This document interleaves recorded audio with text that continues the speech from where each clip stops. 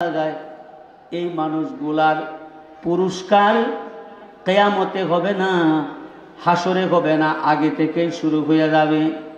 মরণ যখন হবে, ইয়া আইয়াতুহান নাফসুল মুতমাইন্নাহ, মৃত্যুর সময় যখন আসবে, আল্লাহর রাসূলের হাদিসের ব্যাখ্যায় পাওয়া যায় কারা? সর্বক্ষেত্রে যারা ঈমান আমলের হালতে ছিল তারা। আবার আপনাদের কাছে জানতে চাই, ঈমান আমলের হালতের একটা অবস্থা। বাজান মুসলমান, আপনারা বলুন, ফজরের আজান হইলে পুরুষ মহিলা যদি বিছানায় শুয়া থাকে, নামাজের মুসাল্লায় না দাঁড়ায়, পুরুষরা মসজিদে না যায়, মা বোনেরা যায় নামাজে না দাঁড়ায় গো, আপনারা বলুন এটা কি ঈমান আমলের অবস্থা? মানে যে কোনো পরিবেশ, যে কোনো অবস্থা আসো, দেয়া দিবি নিয়েন না বিল্লাহ।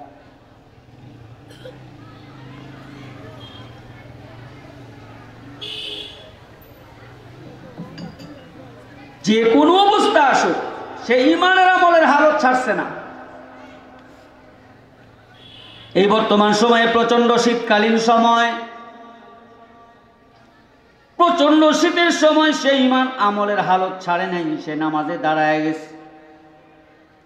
হাইরে, ঘরে খাবার নাই, কারো কাছে সে সুদে টাকা নিল না, সুদে টাকা নিল না, হাওলা তো করলো না, সওয়াল করলো না, কারো কাছে বাহানাও করলো না, একদম আল্লাহর উপরে তাওয়াক্কুল করে নামাজের মাধ্যমে সে সমাধান করে। মুসলমান বাদীরা আমার, হাদিসের ব্যাখ্যায় পাওয়া যায় এই সমস্ত মানুষগুলার মরণ যখন হবে বাজান, দুগ্ধরত শিশু যেমন মার কোলে দুধ পানরত অবস্থায় ঘুমায়া যায়, এক ব্যাখ্যায় আসছে তাদের মরণটা এমন ঘুমের মরণ হবে। পুরস্কার শুরু হয়ে যাবে, কবরে রাখবে, সুখের বিছানায় শুয়াবে, ময়দানে মাহশারে উঠবে, বুক ফুলায়া যাবে, মিজানের পাল্লায় যাবে তো আমলনামা ভারী হবে, ফুলসিরাতে যাবে, বিজলির মতো পার হবে, জান্নাতের গেট থেকে তাকে মেহমান হিসাবে ডাকতে থাকবে আর সে ঢুকতে থাকবে। সুবহানাল্লাহ বললেন না? ইন্না মাআল উসরি ইউসরা, কষ্টের পরের সুখটা বড় মজা, আর সুখের পরের কষ্টটা বড় সাজা। আমার কথা ভুল বুঝবেন না, 5 বছর যারা এসির ভিতরে ছিল, চেয়ারের ভিতরে ছিল, এখন যদি 6 বছরের মাথায় জেলে যায়, 5 বছর জেলে ছিল, 6 বছর পর এখন বাজান এসিতে আয়, আপনি এখানে কোনটা সুখ বলবেন, কোনটা সাজা বলবেন? বুঝলেন না? আপনি একটা সমাধান তো আপনি দিবেন। একজনে আগে কষ্ট করছে, পরে মজা পাইছে, আর একজনে আগে মজা পাইছে, পরে কষ্টের ভিতরে পড়ছে, কোনটা ভালো? আগে কষ্ট না আগে সুখ? আগে কষ্ট। আল্লাহ তাই বলেন 30 নম্বর পারায়, বান্দাবান্দি ইন্না মাআল উসরি ইউসরা, मायूस न हो अहले ज़मी अपने खता से, मायूस न हो अहले ज़मी अपने खता से, तकदीर बदल जाती है मुज़्तर की दुआ से, तकदीर बदल जाती है मुज़्तर की दुआ से। 60-70 বছর কষ্ট করছে, আবাদুল আবাদ জিন্দেগি, যে জীবনের শুরু আছে শেষ নাই, আমার আল্লাহ সুখের মালা পরায়া ঢুকায় দিবেন। মুসলমান বাবাজিরা আমার, নবীর এক সাহাবী, তারা কেমন কষ্ট করছেন। হায় হায়, নবী সাল্লাল্লাহু আলাইহি সাল্লাম যখন নামাজের ইমামতি করেন, বিষয়টা নবীজি খেয়াল করলেন। একজন সাহাবী আসে সবার পরে, যায় সবার আগে। না না না, সাহাবীদের গুণ তো এমন না। সাহাবীরা মসজিদে যাইতেন আগে, বের হইতেন পরে, কিন্তু একজন সাহাবী দেখা যায় যান সবার পরে, বের হনো সবার আগে, উল্টা। দুই বর্ণনা পাওয়া যায়। এক বর্ণনায় নবীর কাছে অভিযোগ গেছে, আরেক বর্ণনায় নবীজি জানতে চাইছেন। নবীর কাছে অভিযোগ গেছে, পয়গম্বর আপনার ওই সাহাবী একেবারে জামাত শুরু হওয়ার শুরু লগ্নে মাত্রার শেষে দিয়ায় সালাম ফিরাইতে দেরি গো নবী, তাড়াতাড়ি দৌড়ায় বাসায় চলে যায়, কারণটা আপনি জানলে ভালো হয়। আল্লাহর নবী নামাজের পরে সালাম দিলেন। বাজান সাহাবীকে তলব করে বলেন, বাবা ব্যাপার কি, তোমার নামে অভিযোগ আসলো, আগে আগে মসজিদে যাও না, যাও পরে বের হও সবার আগে। তার কারণ সাহাবীর চোখের পানি যেন বের হয়ে যায়। ডাক দেয়া বলেন, পয়গম্বর আমি আর আমার বিবির ফরজ ঢাকার মতো একটা টুকরা কাপড় মসজিদ নববীতে যখন ইকামত হয় গো নবী,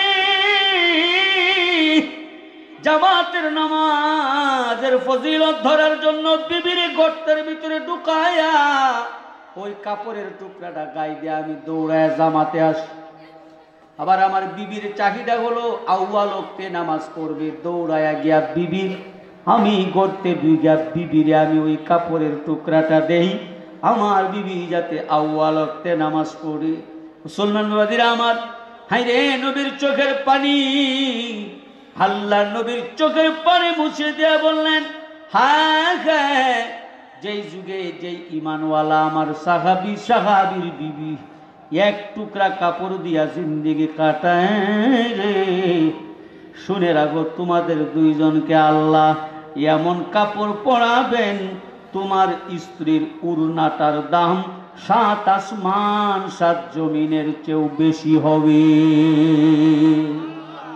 ये लहज़ा है मोमिन की नई शान नहीं आन, ये लहज़ा है मोमिन की नई शान नहीं आन, गुफ्तार में की दारुन अल्लाह की बुरहान, गुफ्तार में की दार में अल्लाह की बुरहान।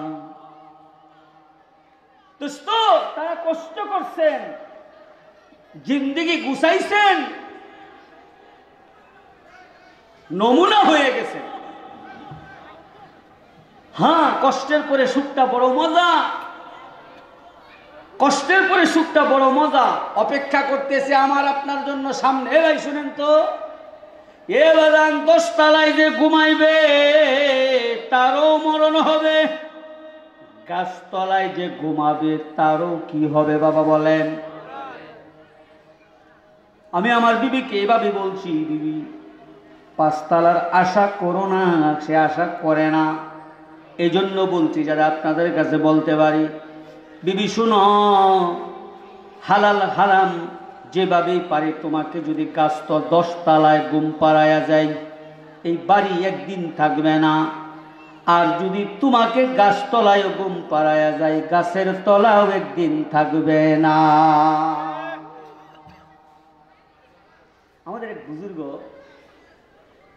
বাজারে গেলে কম পয়সা দিয়ে বাজার করে, উমা কাপড় কিনলে কম পয়সা দিয়া, ঘর একটা করছে মোটামুটি কোনো রকম, অর্ধেকটা ইট দিয়া, এই পরিমাণ ইট দিয়া, বাকিটা টিন দিয়া কোনো রকম। জিজ্ঞাসা করছে মাওলানা সাহেব, হুজুর আল্লাহওয়ালা গো, আপনি এত কম কম খরচ করেন, ঘরটা এত নরমাল বানাইলেন। আল্লাহওয়ালা কয়, ভাই শোনো, নিশ্চিত আমি জানি এই দুনিয়াতে আমি থাকবো না, নিশ্চিত আমি জানি যেখানে আমি থাকবো না, কেন আমি এতগুলা পয়সা আমি খরচ করবো। সুবহানাল্লাহ কইতেন না? দোস্ত বুজুর্গ, বরফের টুকরার মতো জিন্দেগি শেষ হয়ে যাইতেছে। ये बजांदर जवानी तौबा करदन शिवाए पैगंबरी, वक्त पीरी गुरगे जालिम मी शवद परहेजगारी, वक्त पीरी गुरगे जालिम मी शवद परहेजगारी। হে বলেন, আমরা যারা আপনাদের সামনে কথা বলি, আমাদের কি মনে চায় না 5 তলা বাড়িতে থাকতে? আমাদের কি মনে চায় না পার্কে আমাদের বিবিকেদেরকে নিয়ে খোলামেলা চলতে? মনে চায় না? হ্যাঁ, যারা 5 তলায় থাকে তাদেরও একটা থিওরি আছে, আমাদেরও 5 তলা নাই একটা থিওরি আছে। সারা বেহায়াপনা অশ্লীলতার সাথে বিবিকে নিয়ে বেপরদায় ঘুরে বেড়ায়। তাদেরও একটা থিওরি আছে। আপনারা দিনদার আলেম ওলামা আল্লাহওয়ালা যারা গরমে শীতে বিবিকে নিয়ে পর্দায় ঘোরায়, তাদেরও একটা থিওরি আছে, ফাইনাল খেলা দুনিয়াতে না, ফাইনাল খেলা হবে কিয়ামতে। এরপরে আর কোনো খেলা হবে না, চূড়ান্ত খেলা, আর কোনো খেলোয়াড় থাকবে না। আল্লাহ বলেছেন ওয়ানাদাউল মাওয়াজিনাল কিসত লিয়াউমিল কিয়ামাহ, চূড়ান্ত ফাইনাল খেলা হবে কিয়ামত। আল্লাহ বলেন হুদাল লিল মুত্তাকিন। নীরবে আপনারা শুনতেছেন, বড় মায়াবী দরদ নিয়ে বলতেছি বাজান, শেষ হাসিটা যার সেই আনন্দিত, শেষ হাসিটা যার মুখে ফুটে সেই সফল কাম। আল্লাহ বলেন হুদাল্লিল মুত্তাকিন, শেষ হাসিটা যার মুখে ফুটবে সে হবে ঈমান আমলওয়ালা মুত্তাকি আল্লাহওয়ালা। সুবহানাল্লাহ কইলেন না? বাকি সব শেষ হাসিটা মুখে ফুটবে না। আল্লাহর কোরআন কয় শেষের হাসিটা যার মুখে ফুটবে সে হলো মুত্তাকি, ঈমানওয়ালা, আমলওয়ালা, আল্লাহওয়ালা। বাজান, এই জন্য আসুন জীবনের গতি পরিবর্তন করি। ঈমান আমল ছাড়া বাজান জীবনের গতি পরিবর্তন করা সম্ভব না। মেরে বায়ু দুস্থ বুজুর্গ, সময় শেষ, বিক্ষিপ্ত অবস্থায় মাশাআল্লাহ অনেক মানুষ চলে আসছেন। আপনারা কল্পনাও ছিল না এতগুলা মানুষ আসবেন। আমার কথাগুলি যদি আপনার বিবেকের আদালতে মায়া লাগে, কথাগুলি নেন। যদি মনে করেন আমি আহিয়ার কথাগুলি নেওয়া দরকার নাই, সমস্যা নাই। কিন্তু একটা কথা আপনাদের মেমোরিতে দেয়া যায়, জীবন কিন্তু বরফের টুকরার মতো। বলুন বাজার কিসের মতো? বরফের টুকরার মতো। ফুটায় ফুটায় ফুটায় ফুটায় ফুটায় ফুটায় জীবন চলে যাইতেছি বাজান। এজন্য জীবনের গতি পরিবর্তন করতে চাইলে আলেম উলামা আল্লাহওয়ালা কোরআন হাদিসের মানদণ্ড ছাড়া বাঁচার কোনো বিকল্প রাস্তা নাই। আপনারা বড় কিসমতওয়ালা, ভাগ্যবান। আপনাদের এলাকায় রুহুল আমিন হামিউস সুন্নাহ হাফিজিয়া মাদ্রাসার পার্শ্ববর্তী প্রতিবেশী আপনারা। হযরত উলামা একরাম বলেন, যে এলাকায় মাদ্রাসা থাকে, কওমি মাদ্রাসা, এই এলাকার আশপাশের মানুষগুলি ভাগ্যবান। আচ্ছা কোন তো, থানার পাশে যাদের বাসা তারা অন্য এলাকার চেয়ে ঝুঁকি না নিরাপদ বেশি? থানাটা লগে যার বাসা, হ্যাঁ, ঢাকা পুলিশ পাড়ি যেটা সবচেয়ে বড়, যেটা কি শাহজাহানপুর না কই জানি ভুলে গেলাম, ও এক আর্মি ক্যাম্পের পাশেই আমার এক সফর মাহফিল। কথা প্রসঙ্গে জিজ্ঞাসা করলাম, এত রাত্রে গেট খুলে রাখেন, ও সমস্যা হয় না? হুজুর, আর্মি ক্যাম্পের পাশে এখানে সুদ ডেকে দেব? মুসলমান ক্যাম্পের পাশে যেমন বসতি নিরাপদ, মাদ্রাসার পাশে বসতি যারা বাজান তারাও বড় নিরাপদ। সুবহানাল্লাহ কইলেন না? ক্যাম্পের একটা গুণ আছে, পাওয়ার আছে। জুরে কন, এটারও একটা পাওয়ার আছে না নাই?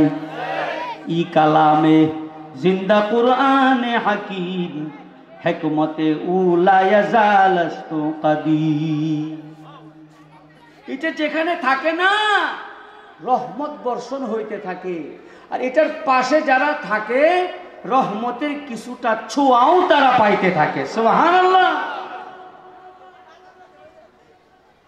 খেয়াল করবেন, আমাদের মাদ্রাসার আশপাশে যাদের বাসা বাড়ি না, খেয়াল রাখবেন, সুস্থতা, ঘুম, পারিবারিক জীবন, অর্থনৈতিক অবস্থা কেমন জানি অন্যদের তুলনায় তাদেরটা স্বাভাবিক। তার কারণ নুজুলে রহমত, ওয়া নুনাজ্জিলু মিনাল কুরআন। হায় হায় হায়, যেখানেই যাবে রহমত নাজিল হবে বাজান, জঙ্গলে হোক ময়দানে হোক। এটার পাশে যারা থাকবেন, ইচ্ছা না থাকলেও তারা রহমতের ছোঁয়ায় অংশীদার হয়ে যাবে। সুবহানাল্লাহ কইলেন না?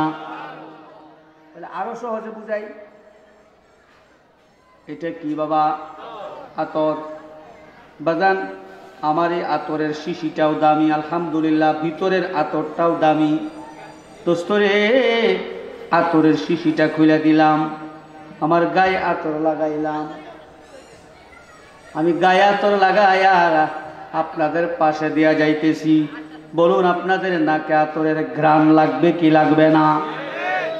অথচ আমার ইচ্ছা নাই আপনাদের গায়ে আতর দেওয়ার, কিন্তু আমার আতর আমি লাগাইছি। শুধু আমার নাকে ঘ্রাণ না, আপনাদের নাকেও ঘ্রাণ লাগে। নুজুলে রহমত কুরআনুল কারীম, এটার আশপাশে যারা থাকবে ইচ্ছা না থাকলেও রহমতের ছোঁয়া পেয়ে যাবে। ভাগ্যবান আপনারা, কিসমতওয়ালা, নসিবওয়ালা আপনারা। সাজান মাদ্রাসাকে, ধরেন মাদ্রাসাকে, ভালোবাসেন মাদ্রাসাকে। মনে রাখতে হবে, হাদিসের একটা কিতাব আছে সহিহ ইবনে হিব্বান 124 নম্বর হাদিস, আল কুরআনু শাফিউন মুশাফফাউন ওয়া হামিলুন মুসাদ্দাকুন। কোরআনের সাথে সম্পর্ক যারা করবে, কোরআন সুপারিশ করে বিনা হিসাবে জান্নাতে নিয়ে যাবে। সবাই সম্পর্কের পাগল। যুগের পরিবর্তনে সবাই পরিবর্তনের সাথে সম্পর্ক করতে চায়। রাতের সম্পর্ক যারা ছিল রাতের সম্পর্ক করে, পরিবর্তন হইয়া দিনের সম্পর্ক হয়েছে, তো তারা দিনের সাথে সম্পর্ক করে। কেন? হুজুর সম্পর্ক রাখলে সমাজে চলতে সুবিধা আছে, না? আছে তো। মুসলমান বাবাদিরা আমার, ঝিনাইদহ থেকে মাহফিল থেকে আসতেছি, একজন বড় সার্জন গাড়ি আটকাইলেন, সিগন্যাল দিলেন। বাজান গাড়ি থেকে নামতে বললেন, হুজুর একটু কষ্ট করে নামেন, বেয়াদবি নিয়ান না। এটা 2-3 বছর আগের ঘটনা। আমাদের কাছে ইনফরমেশন আসছে বিভিন্ন ভেজাল মাল আসতেছে। আমি বললাম স্যার, শেষ পর্যন্ত ভেজাল মালের সার্চ আমাদের গাড়ি পর্যন্ত করতে হবে। বলে হুজুর হুকুমের গোলাম।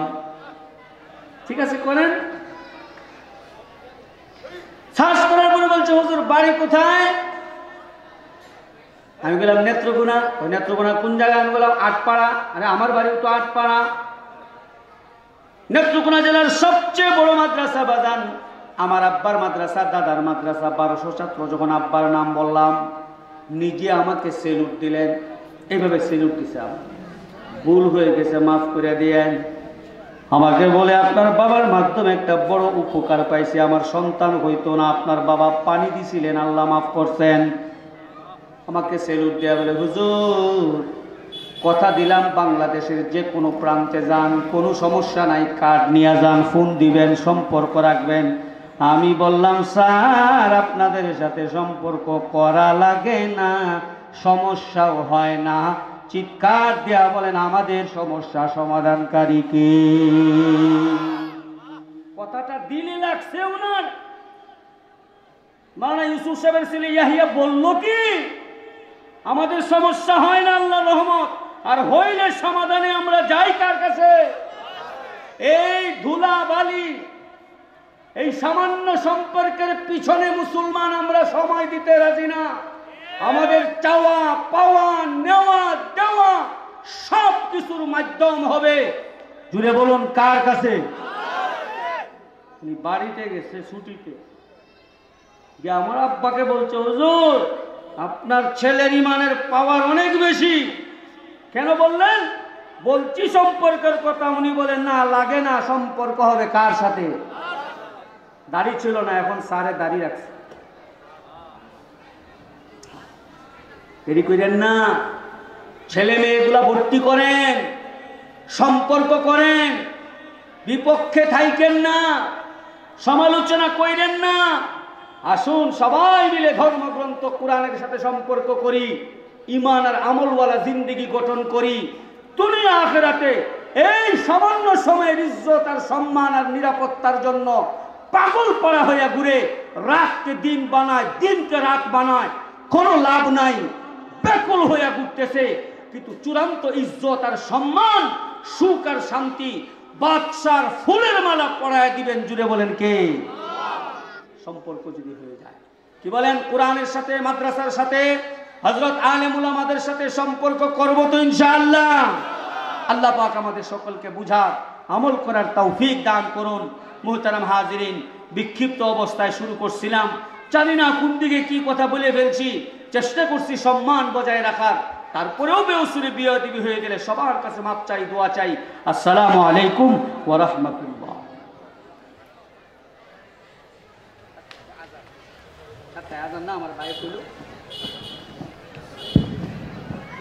আলহামদুলিল্লাহ, হযরত আল্লামা মুফতি ইয়াহিয়া সুতারপুরি সাহেব অত্যন্ত জ্ঞান গর্ব আলোচনা করেছেন।